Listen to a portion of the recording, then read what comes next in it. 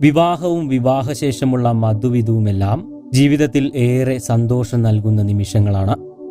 എന്നാൽ ഈ ദമ്പതികളുടെ മധുവിധു ആഘോഷം കലാശിച്ചത് 2 ഭർത്താക്കന്മാരുടെയും മരണത്തിലായിരുന്നു. മാസങ്ങൾക്ക് മുൻപാണ് ഒഡീഷ സ്വദേശിയായ ഡോക്ടർ ബിഷ്ണു പ്രസാദിന്റെയും നേഴ്സായ പ്രിയദർശിനിയുടെയും വിവാഹം നടക്കുന്നത്. ബിഷ്ണു പ്രസാദ് ഏക മകനായതുകൊണ്ട് തന്നെ വളരെ ആഘോഷപൂർവമായ ഒരു വിവാഹം തന്നെയായിരുന്നു ഇവരുടേത്. യാത്രകൾ ചെയ്യാൻ ഏറെ ഇഷ്ടപ്പെട്ടിരുന്ന പ്രിയദർശിനിയുടെ ഏറെ നാളത്തെ ആഗ്രഹമായിരുന്നു വിവാഹശേഷമുള്ള ഒരു മധുവിധു യാത്ര. ഇവരുടെ പ്രണയകാലം മുതലേ പ്രിയദർശിനി ഈ കാര്യം ബിഷ്ണു പ്രസാദുമായി പങ്കുവെക്കുകയും ചെയ്തിരുന്നു. എന്നാൽ 2 പേരും ആരോഗ്യരംഗത്ത് പ്രവർത്തിക്കുന്നവരായതുകൊണ്ട് തന്നെ വിവാഹശേഷം അവർ ആഗ്രഹിച്ചതുപോലെ ഒരു മധുവിധു ആഘോഷം പിന്നീട് സാധ്യമായിരുന്നില്ല. അങ്ങനെയിരിക്കെയാണ് കഴിഞ്ഞ മാസം അവസാനത്തോടുകൂടി ഇരുവർക്കും ഒരാഴ്ചത്തെ അവധി ലഭിക്കുന്നത്. അതോടെ ഈ അവധിക്കാലം അവർ അവരുടെ മധുവിധു ആഘോഷിക്കാനായി തിരഞ്ഞെടുക്കുകയായിരുന്നു.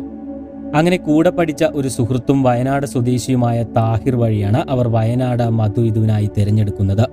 വയനാട്ടിലേക്കുള്ള യാത്രയിൽ സുഹൃത്തായ ഡോക്ടർ സ്വാധീൻ പാണ്ഡെയെയും അദ്ദേഹത്തിന്റെ ഭാര്യയായ ഡോക്ടർ സ്വികൃതിയെയും കൂടെ കൂട്ടി.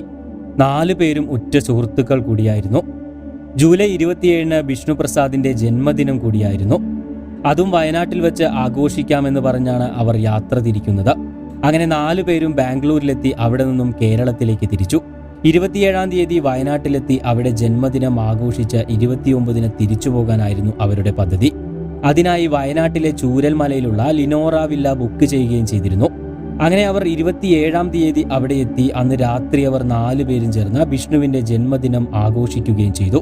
തുടർന്നുള്ള 2 ദിവസം അവർ വയനാട്ടിലെ എല്ലാ സ്ഥലങ്ങളും ചുറ്റിക്കണ്ടു.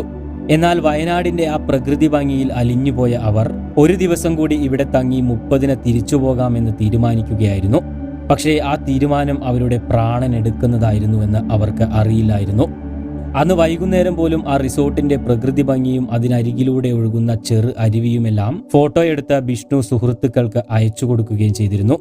അന്ന് രാത്രി ഉറങ്ങാൻ കിടന്ന ആ 2 ദമ്പതിമാരും പിന്നീട് ഞെട്ടി ഉണരുന്നത് കഴുത്തറ്റം ചെളിയിലും വെള്ളത്തിലും മൂടപ്പെട്ട നിലയിലാണ്.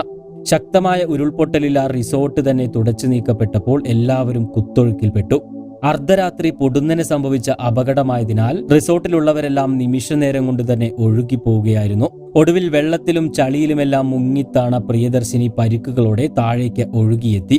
തുടർന്ന് രക്ഷാപ്രവർത്തകർ പ്രിയദർശിനിയെ രക്ഷപ്പെടുത്തി. പിന്നീട് സുകൃതിയെയും ഗുരുതരമായ പരിക്കുകളോടെ രക്ഷാപ്രവർത്തകർ ആശുപത്രിയിലെത്തിച്ചു.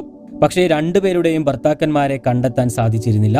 ഒടുവിൽ 2 ദിവസത്തെ തിരച്ചിലിനൊടുവിലാണ് ബിഷ്ണു പ്രസാദിന്റെ മൃതദേഹം ചെളിയിൽ പൂണ്ട നിലയിൽ കണ്ടെത്തുന്നത്.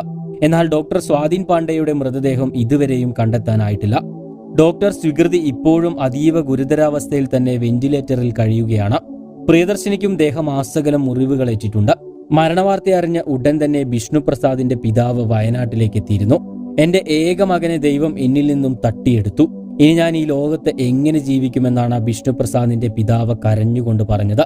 തന്റെ പ്രിയതമന്റെ വിയോഗം താങ്ങാനാവാതെ ഇപ്പോഴും ആ ആശുപത്രി കിടക്കയിൽ കഴിയുകയാണ് പ്രിയദർശിനി.